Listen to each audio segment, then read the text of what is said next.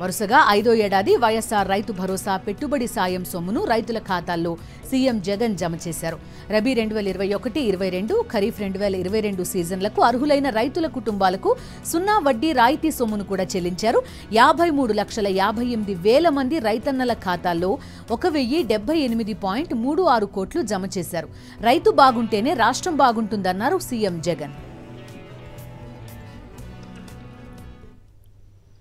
దాదాపుగా 53,58,000 మంది రైతన్నలకు వారి కుటుంబాలకు మంచి చేస్తూ బటన్ నొక్కి ఈ 3వ విడత సందర్భంగా ఈ సంవత్సరం ఈ ఏడాది చేస్తా ఉన్న ఈ రైతు భరోసా సాయం ఒక్కో రైతన్న కుటుంబానికి మరో 2,000 రూపాయలు చొప్పున నేరుగా 1,078 కోట్ల రూపాయలు వారి ఖాతాల్లోకి జమ చేస్తా ఉన్నాం. 1.25 ఎకరాల లోపు ఉన్నవారు ఎవరైతే ఉన్నారో వీళ్ళందరికీ కూడా ఒక గొప్ప మేలు జరుగుతూ ఉంది. దాదాపుగా వీళ్ళు వేసే పంటల్లో 80% పంటలకు అయ్యే 80% ఖర్చు ఈ 13,500 రూపాయల్లో కవర్ అవుతుంది. దాదాపు 80% ఖర్చు 80% పంటలకు ఈ 13,500 రూపాయల్లో కవర్ అయ్యే ఒక గొప్ప అడుగు ఈ 57 నెలల కాలంలోనే మన ప్రభుత్వం వచ్చిన తర్వాతనే జరిగింది అని చెప్పడానికి ఒక రైతు పక్షపాత ప్రభుత్వంగా, మరీ ముఖ్యంగా పేద రైతుల పక్షపాత ప్రభుత్వంగా గర్వపడతా ఉన్నానని చెప్పి కూడా ఈ సందర్భంగా చెప్తా ఉన్నా. రైతన్నను చెయ్యి పట్టుకుని నడిపిస్తూ ఆదుకుంటూ పెట్టుబడి సహాయంగా తనకు ఎప్పుడు అవసరమో ఆ అవసరమైనప్పుడు ఏ రోజు కూడా మిస్ కాకుండా ఖచ్చితంగా ఆ రైతన్నకు తోడుగా ఉంటూ ఈ 5 సంవత్సరాలలో రైతన్నకు అందాల్సిన సమయం కరెక్ట్ సమయంలో అందించగలిగితే రైతు పరిస్థితి బాగుంటుంది అని చెప్పి రుజువు చేస్తూ ఈ 5 సంవత్సరాలలో ప్రతి సంవత్సరం 13,500 రూపాయలు ఇస్తూ రైతన్నను చెయ్యి పట్టుకొని నడిపిస్తూ ఏకంగా ఈ 57 నెలల కాలంలో అక్షరాల 67,500 రూపాయలు ప్రతి రైతన్నకు తన చేతుల్లో పెట్టినట్టు అయింది. దాదాపుగా 19 లక్షల మంది రైతన్నలు వారందరికీ కూడా మంచి జరిగిస్తూ 9 గంటల పాటు పగటిపూటే నాణ్యమైన కరెంట్ ఇచ్చే కార్యక్రమం కూడా జరుగుతూ ఉన్నది కూడా ఈ 57 నెలల కాలంలోనే. అసలు మనం అధికారంలోకి రాకమునుపు ఇలా పగటిపూటే రైతన్నలకు 9 గంటల పాటు ఉచిత కరెంట్ ఇచ్చే పరిస్థితే లేదు, అవకాశమే లేదు. ఎందుకనంటే ఫీడర్లలో ఆ కెపాసిటీ లేదు. చంద్రబాబు నాయుడు గారు ప్రభుత్వం వచ్చిన తర్వాత ఎంత దారుణంగా రైతన్నలను మోసం చేశాడు అని గమనించమని చెప్పి అడుగుతా ఉన్నా. ఏకంగా 87,612 కోట్ల రూపాయలు మొదటి సంతకంతోనే బేషరతుగా రుణాలన్నీ మాఫీ చేస్తానని చెప్పిన ఈ పెద్ద మనిషి చివరికి ఆ 87,612 కోట్ల రూపాయల మీద పడే వడ్డీ చివరికి 0 వడ్డీ అనే పథకాన్ని కూడా ఈయన ఎగరగొట్టేశాడు. మనం ఈ 5 సంవత్సరాలలో కేవలం ఈ ఒకే ఒక్క పథకం వైఎస్ఆర్ రైతు భరోసా పిఎం కిసాన్ అనే ఈ ఒకే ఒక్క పథకం ద్వారానే రైతన్నల చేతుల్లో పెట్టింది అక్షరాల 34,000 కోట్ల రూపాయలు పెట్టాం. ధాన్యం కొనుగోలుకు ఖర్చు పెట్టిన 65,000 కోట్ల రూపాయలు కాక మరో 1,20,000 కోట్ల రూపాయలు రైతన్నలకు వివిధ పథకాల ద్వారా మంచి జరిగిస్తూ రైతన్నల సంక్షేమం కోసం మనం ఖర్చు చేసిన పరిస్థితి ఈ 5 సంవత్సరాలలో ఈ 57 నెలల్లో కనిపిస్తూ ఉంది. పశ్చిమ గోదావరి జిల్లా పాలకొల్లులో వైఎస్ఆర్సీపీ నేత గుణం నాగబాబు కుమారుడి వివాహానికి సీఎం జగన్ హాజరయ్యారు. వివాహానికి హాజరయ్యేందుకు సీఎం జగన్ కాన్వాయ్తో వెళ్లి నవదంపతులు సుభాష్ దీప్తిలను ఆశీర్వదించారు.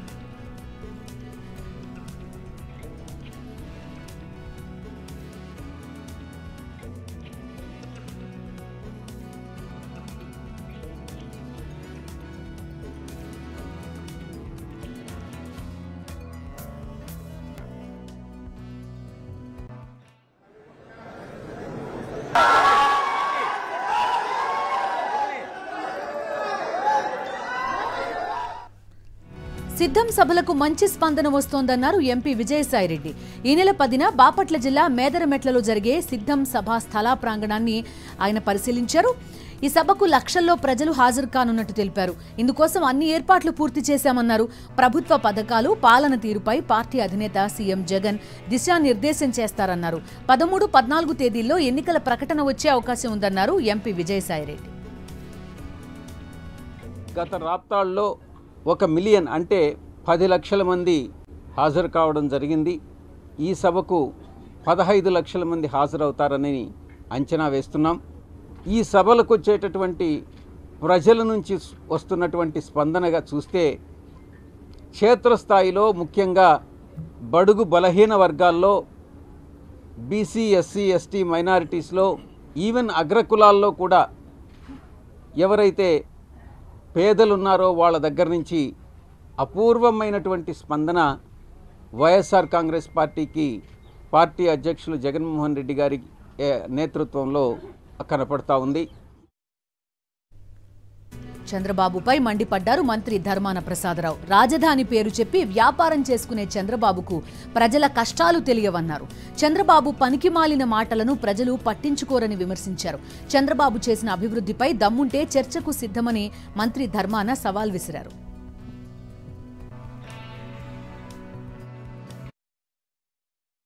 ఎన్ని మార్పులు ఒక 5 సంవత్సరాలు జరిగినాయి.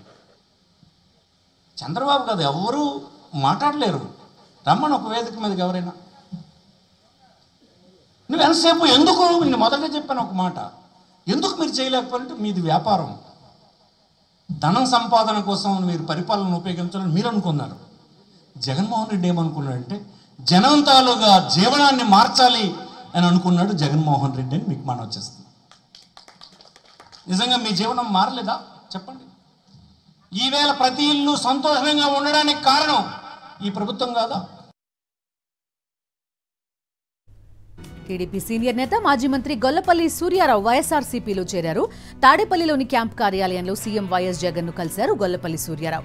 ఈ సందర్భంగా ఆయన్ను పార్టీలోకి ఆహ్వానించారు. గొల్లపల్లి సూర్యారావుతో పాటు పి గన్నవరానికి చెందిన టీడీపీ నేత నేలపూడి స్టాలిన్ బాబు కూడా వైఎస్ఆర్సీపీలో చేరారు. ప్రజలకు సంక్షేమం అందించాలన్నదే లక్ష్యంగా సీఎం జగన్ చిన్న వయసులోనే పెద్ద బాధ్యతలు నిర్వర్తిస్తున్నారన్నారు గొల్లపల్లి సూర్యారావు. టీడీపీలో టికెట్ ఇవ్వకుండా తనను గెంటేసినంత పనిచేశారని ఆవేదన వ్యక్తం చేశారు. దుర్మార్గమైనటువంటి ఆలోచనతో అటు లోకేష్ బాబు కానీ, ఆయన తండ్రి చంద్రబాబు నాయుడు గారు కానీ చాలా నిర్లక్ష్యమైనటువంటి పరిస్థితులు నా పట్ల చూపించడమే కాకుండా, అలాంటి సందర్భంలో నాకు ఆయన ఇచ్చినటువంటి మర్యాద, నా మెడ మీద చెయ్యి గెంటేసాడంటే ఇది ఏ రకంగా ఎవరికి చెప్పుకోవాలో అర్థం కాక నేను బాధపడుతున్నటువంటి సందర్భాల్లో వైఎస్ఆర్సీపీకి చెందినటువంటి కార్యకర్తలు, నాయకులు నా బాధను గమనించినటువంటి ఆ ప్రాంత ప్రజలందరూ ఒకసారి మేము ఉన్నాం, ఈ పార్టీ మీది, మీ ఇంటికి మీరు వచ్చారు, మీరు రండి పనిచేయండి, నేను ఉన్నాను అన్నటువంటి ఒక భరోసా, ఒక ధైర్యాన్ని, ఒక ఆత్మవిశ్వాసాన్ని వారి మాటల ద్వారా మాకు చూపించినప్పుడు చాలా ఆనందం కలిగింది. సంచలనం సృష్టించిన స్కిల్స్ క్యాంపై ఏసీబీ కోర్టులో లక్ష్మీనారాయణ పిటిషన్పై వాదనలు ముగిశాయి. తదుపరి విచారణను మార్చి 5కి వాయిదా వేసింది న్యాయస్థానం. కేసులో అప్రూవర్గా మారేందుకు అనుమతి కోరుతూ ఏసీబీ కోర్టులో ACI MD Chandrakant Shah petition దాఖలు చేశారు. ఈ పిటిషన్పై చంద్రబాబు కౌంటర్ దాఖలు చేయకుండా A2 లక్ష్మీనారాయణతో పిటిషన్ వేయించాడు. చంద్రకాంత్ షా పిటిషన్లో దాఖలు చేసిన డాక్యుమెంట్స్ ఇవ్వాలనేది ఆ పిటిషన్ సారాంశం. అయితే లక్ష్మీనారాయణ అడిగిన డాక్యుమెంట్స్ ఇవ్వాల్సిన అవసరం లేదని సిఐడి అదనపు పబ్లిక్ ప్రాసిక్యూటర్ జ్యోతి వాదనలు వినిపించారు. ఈ పిటిషన్లపై ఇరు వర్గాల వాదనలు ముగియడంతో మార్చి 5న తదుపరి ఆదేశాలు జారీ చేస్తామని ఏసీబీ కోర్టు తెలిపింది. సత్తెనపల్లి పట్టణంలోని 5 లాంతర్ల సెంటర్లో ఒక టీ స్టాల్లో టీ మాస్టర్గా దర్శనమిచ్చారు మంత్రి అంబటి రాంబాబు. టీ స్టాల్కి వచ్చిన వారితో స్థానిక సమస్యలు అడిగి తెలుసుకున్నారు. మరోవైపు పక్కనే ఉన్న హోటల్లో దోశలు వేసి కస్టమర్స్ చేతికి అందించారు. మంత్రి అంబటి రాంబాబు స్థానికులతో ఇలా మమేకం కావడంతో వైఎస్ఆర్సీపీ శ్రేణుల్లో నూతనోత్సాహం నెలకొంది. లోక్సభ ఎన్నికలకు సమయం దగ్గర పడుతున్న వేళ తెలంగాణలో అధికార ప్రతిపక్ష పార్టీల మధ్య మాటల యుద్ధం నడుస్తోంది. పార్లమెంట్ ఎన్నికల్లో ఒక్క సీటైనా గెలిచి చూపించు అని కేటీఆర్కు సవాల్ చేశారు సీఎం రేవంత్. దీనికి బీఆర్ఎస్ నేతలు కౌంటర్ ఇచ్చారు. సీఎం రేవంత్ కు దమ్ముంటే 17 లోక్సభ స్థానాలను గెలిపించి చూపించాలని సవాల్ చేశారు. ఆ సన్నాసుడు అంటుండు ఎన్నికల కంటే ముందు రేవంత్ రెడ్డి పేరు చెప్తే 3 సీట్లు రాకపోతుండే అని. నేను ఇవాళ ఈ వేదిక మీద నుంచి ఆ సొల్లు వాగుడు వాగే కేటీఆర్కి సవాలు విసురుతున్నా. బిడ్డ, ఇవాళ నేనే ముఖ్యమంత్రి, నేనే పిసిసి ప్రెసిడెంట్ను. రేపు రాబోయే పార్లమెంట్ ఎన్నికల్లో నేను సవాలు విసురుతున్నా. నీ చేతనైతే దమ్ముంటే, నువ్వు మగోడు అయితే ఈ తెలంగాణ రాష్ట్రంలో బిడ్డ ఒక్క సీటు గెలిచి చూపించు. నీ అయ్యా నువ్వు వస్తావో నీ అయ్య వస్తాడో మా కార్యకర్తలు చూసుకుంటారు బిడ్డ. ఇద్దరి మహిళల నాయకత్వంలో పనిచేస్తూ నువ్వు మగతనం గురించి మాట్లాడితే ఎవరి గురించి మాట్లాడుతున్నావు నువ్వు? అంటే మీ సోనియా గాంధీని, మీ ప్రియాంక గాంధీని అవమానపరుస్తున్నావు నువ్వు. అంటే వాళ్ళ నాయకత్వానికి పనికిరాదని నీ ఉద్దేశం? మగాడవైతే ఒక్క సీటు గెలుచుకో అంటున్నావు. రేవంత్ రెడ్డి గారు మల్కాజ్గిరి పార్లమెంటు నుంచి మీరు ఎంపీగా ఉన్నారు నిన్నటి వరకు. మరి ఆ మల్కాజ్గిరి పార్లమెంటులో కాంగ్రెస్ పార్టీ ఒక్క అసెంబ్లీ సీట్ అయినా గెలిచిందా? మరి నువ్వు అంత మగాడివైతే 7 అసెంబ్లీ సెగ్మెంట్లలో ఒక్క అసెంబ్లీ సీటు నువ్వు ఎందుకు గెలుచుకోలేకపోయినావు? నిజంగా నీవు అంత మగాడివైతే, అంత గొప్పవాడివైతే రేపు తెలంగాణలో 17 పార్లమెంట్ స్థానాలను గెలిచి చూపించు. నీ మగతనాన్ని నిరూపించుకో నీ భాషలోనే. ఈ కుర్చీ ఇనాం కింద వచ్చింది కాదు, ఈ కుర్చీ అయ్య పేరు చెప్తే వచ్చింది కాదు బిడ్డ. నల్లమల్ల అడవి నుంచి తొక్కుకుంటూ వచ్చి నీలాగటో నెత్తి మీద కాలు పెట్టి తొక్కి ఆ కుర్చీలో కూర్చోబెట్టింది మా కార్యకర్తలు. ఇవాళ కుర్చీ ఉందంటే అది మా కార్యకర్తల త్యాగం. ఇవాళ కుర్చీ ఉందంటే మా కార్యకర్తల పోరాటం. ఈ కార్యకర్తలు వీళ్ళు నాకు అండగా నిలబడ్డంత కాలం, నన్ను భుజాల మీద మోసినంత కాలం, నువ్వు కాదు, నిన్ను పుట్టించిన నీ అయ్య కాదు, వాళ్ళ దేవుడు వచ్చినా ఈ కుర్చీని తాకలేరని నేను ఇవాళ చెప్పదలుచుకున్నా. ఈ కుర్చీ ఇనాం కింద వచ్చిందో అయ్య పేరు మీద వచ్చిందో కాదు అంటాడు. ఆ కుర్చీ ఇనాం కింద వచ్చిందని మేము అనుకుంటున్నాం. అయ్య పేరు మీద వచ్చింది అని చెప్పి నువ్వు పరోక్షంగా ఎవరి గురించి మాట్లాడుతున్నావో మాకు తెలుసు. కానీ నువ్వు ఎవరి నాయకత్వంలో పనిచేస్తున్నావో కూడా నువ్వు అర్థం చేసుకోవాలి. వారసత్వ రాజకీయాలను దేశంలో ప్రవేశపెట్టి కుటుంబ రాజకీయాలను ప్రోత్సహించింది కాంగ్రెస్ పార్టీ కాదా? నెహ్రూ తర్వాత ఇందిరాగాంధీ తర్వాత రాజీవ్ గాంధీ తర్వాత సోనియా గాంధీ తర్వాత రాహుల్ గాంధీ. ఒకే కుటుంబం కింద కదా మీరు పనిచేస్తున్నది. ఆ కుటుంబం ఇనాం కింద ఇస్తేనే కదా నీకు కుర్చీ వచ్చింది. మీరు కుటుంబ రాజకీయాల గురించి మాట్లాడతారా? మీరు వారసత్వ రాజకీయాల గురించి మాట్లాడతారా? ఆ అర్హత మీకుందా? ఒక్కసారి రేవంత్ రెడ్డి గారు ఆలోచన చేయాలని చెప్పి నేను కోరుతున్నా. తెలంగాణ ప్రజల పరిస్థితి పెనంలోంచి పొయ్యిలో పడ్డట్టయిందన్నారు బీజేపీ రాష్ట్ర అధ్యక్షుడు కిషన్ రెడ్డి. జహీరాబాద్లో నిర్వహించిన విజయ సంకల్ప యాత్రలో పాల్గొన్న కిషన్ రెడ్డి బీఆర్ఎస్ కాంగ్రెస్ పై నిప్పులు చెరిగారు. కాంగ్రెస్ పార్టీ అధికారంలోకి వచ్చి 90 రోజులైందో లేదో అప్పుడే దోపిడీ మొదలుపెట్టిందని ఆరోపణలు చేశారు. కాంగ్రెస్ పార్టీ ఎన్నికల్లో గెలవలే, ప్రజలు కేసీఆర్ ఓడించారు కాబట్టి కాంగ్రెస్ అధికారంలోకి వచ్చింది. రేవంత్ రెడ్డి మీద ప్రేమతో, లేకపోతే రాహుల్ గాంధీ మీద ప్రేమతో కాంగ్రెస్ పార్టీకి ప్రజలు ఓట్లు వేయలేదు.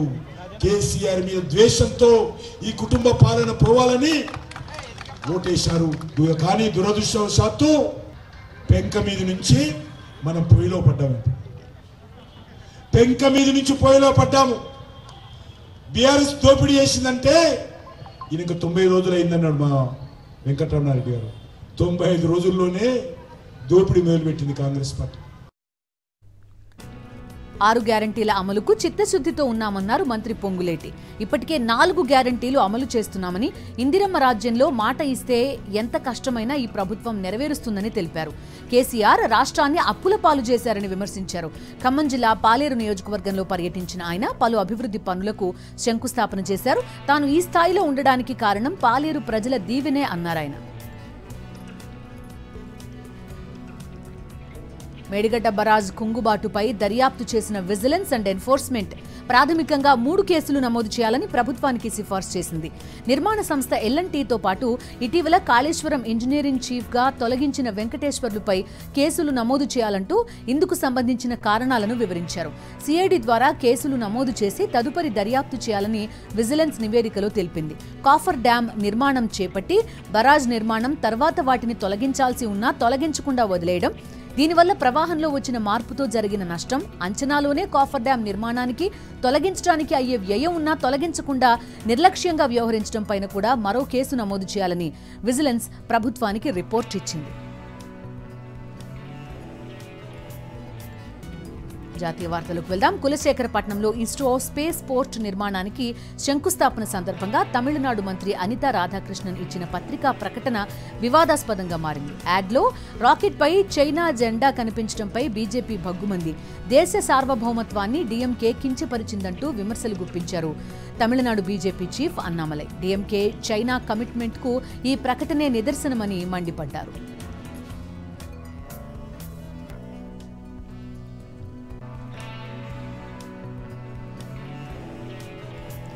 చైనా జెండాతో డీఎంకే పత్రికా ప్రకటన ఇవ్వడంపై వ్యంగ్యాస్త్రాలు సంధించారు ప్రధాని మోదీ. డీఎంకే నేతలు క్రెడిట్ కోసం పాకులాడుతూ చైనా స్టిక్కర్లు అంటించారని ఎద్దేవా చేశారు. కేంద్రం చేసిన పనులు రాష్ట్ర ప్రభుత్వం చేసినట్టు చెప్పుకోవడం డీఎంకేకు అలవాటే అన్నారు ప్రధాని మోదీ. डीएमके एक ऐसी पार्टी है जो काम तो करती नहीं, लेकिन झूठा क्रेडिट लेने के लिए आगे रहती है. ये कौन नहीं जानता कि ये लोग हमारी स्कीम पर अपने स्टिकर चिपका देते हैं. अब तो इन्होंने हद कर दी. इन्होंने तमिलनाडु में, अभी अन्नामलाई विस्तार से बता रहे थे,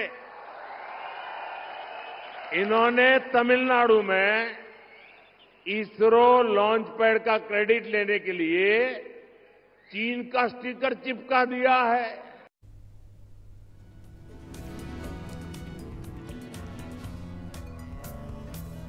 బీజేపీ నేతల విమర్శలకు కౌంటర్ ఇచ్చారు DMK MP Kanimozhi. ISRO space centre కోసం తాము యూపీఏ టైం నుంచి ప్రయత్నిస్తున్నామని తెలిపారు. ఇప్పుడు క్రెడిట్ కోసం పాకులాడాల్సిన అవసరం లేదని స్పష్టం చేశారు. ప్రకటనలో చైనా జెండా యాడ్ డిజైనర్ చేసిన తప్పిదం అన్నారు Kanimozhi. I don't know what the person who did the artwork, where they found the picture from, and I don't think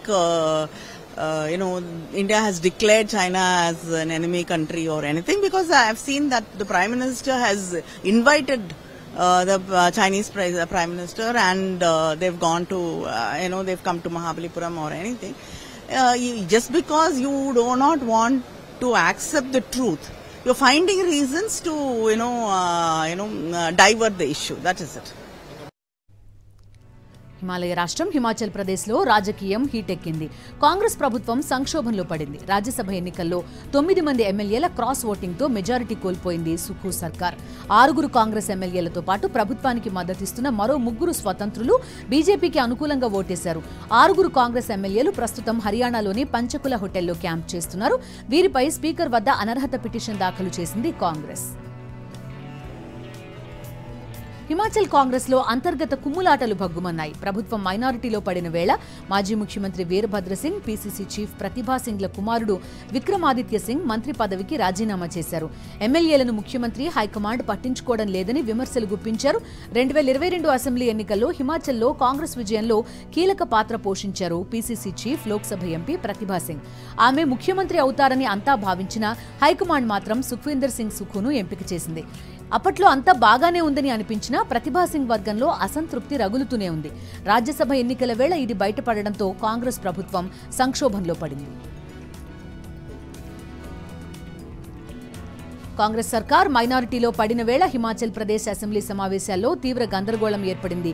కట్మోషన్ తీర్మానంపై డివిజన్కు డిమాండ్ చేసిన బీజేపీ ఎమ్మెల్యేలపై చర్యలు చేపట్టారు శాసనసభ స్పీకర్.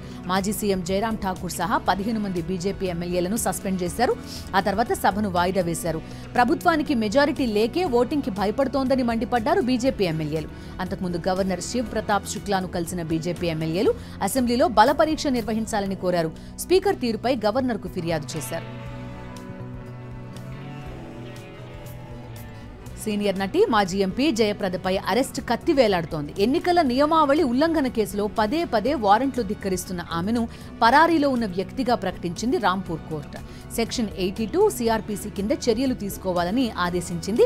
మార్చి 6న జయప్రదను కోర్టులో హాజరుపరచాలని ఆదేశించింది. దీంతో ప్రత్యేక బృందాలు ఏర్పాటు చేసి ఆమె కోసం గాలిస్తున్నారు పోలీసులు. ముంబై నుంచి హైదరాబాద్ వరకు జయప్రద కోసం స్పెషల్ టీమ్స్ గాలింపు చేపడుతున్నాయని తెలిపారు. 2019 లోక్సభ ఎన్నికల్లో ఉత్తరప్రదేశ్లోని రాంపూర్ నుంచి బీజేపీ అభ్యర్థిగా పోటీ చేశారు జయప్రద. అప్పుడు ఎన్నికల నిబంధనావళి ఉల్లంఘించిన కేసు కింద ఆమెపై 2 కేసులు నమోదయ్యాయి.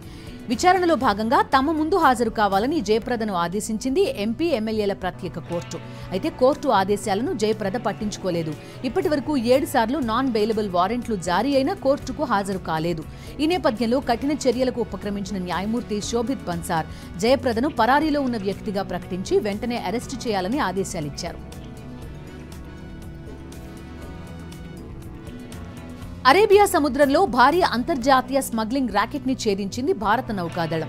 3,300 కేజీల డ్రగ్స్ ని స్వాధీనం చేసుకుంది. గుజరాత్లోని పోర్బందర్ తీరంలో నౌక నుంచి వాటిని సీజ్ చేశారు నార్కోటిక్స్ కంట్రోల్ బ్యూరో అధికారులు. అనుమానాస్పదంగా భారత జలాల్లోకి ప్రవేశించిన ఒక చిన్నపాటి నౌకను గుర్తించిన నేవీ సిబ్బంది వెంటనే దాన్ని ముట్టడించారు.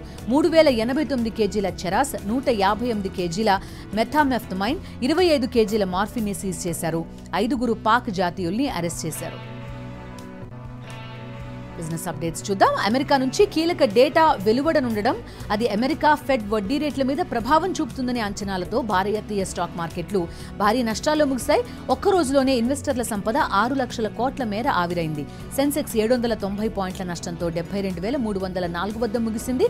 నిఫ్టీ 247 పాయింట్ల నష్టంతో 21,951 పాయింట్ల వద్ద ముగిసింది. సోనీకి చెందిన ప్లే స్టేషన్ విభాగంలో భారీగా ఉద్యోగాల కోతకు రంగం సిద్ధమైంది. ప్రపంచవ్యాప్తంగా ఉన్న సిబ్బందిలో 900 మందిని త్వరలో తొలగించనుంది. పరిశ్రమలో వస్తున్న మార్పులకు అనుగుణంగా సంస్థ పునర్వ్యవస్థీకరణలో భాగంగా ఈ నిర్ణయం తీసుకోనున్నట్టు తెలిపింది. లండన్ ప్లే స్టేషన్ స్టూడియోను పూర్తిగా మూసేయనున్నారు. దీని అధీనంలోని ఫైర్ స్పిరిట్ స్టూడియోస్ సిబ్బందిలో కూడా కోత విధించే అవకాశం ఉంది. మరోవైపు సోనీ ఇంటరాక్టివ్ ఎంటర్టైన్మెంట్లోని వివిధ విభాగాల్లో కూడా లే ఆఫ్లు కొనసాగుతున్నాయి. ఉద్యోగులను తొలగించే సమయంలో వారికి అందాల్సిన ప్రయోజనాలు చెల్లిస్తామని కంపెనీ పేర్కొంది. గత ఏడాదిలో యుఎస్లో ఐటీ కంపెనీలు దాదాపు 2.4 లక్షల మంది ఉద్యోగులను తొలగించినట్టు సమాచారం.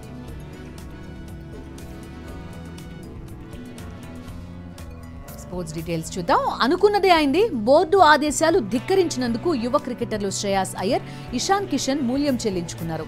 ఈ యువ క్రికెటర్లిద్దరూ బీసీసీఐ వార్షిక కాంట్రాక్ట్ కోల్పోయారు. రంజీల్లో ఆడమని చెప్పినా ఏమాత్రం పట్టించుకోకపోవడంతో బీసీసీఐ చర్యలు తీసుకున్నట్టుగా తెలుస్తోంది.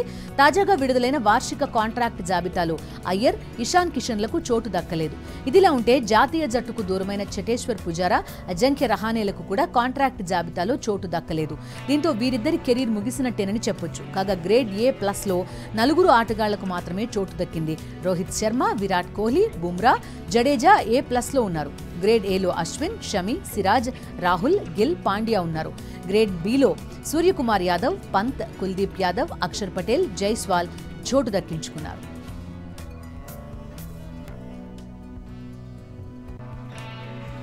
రామ్ గోపాల్ వర్మ నిర్మించిన వ్యూహం చిత్రం విడుదలకు లైన్ క్లియర్ అయింది.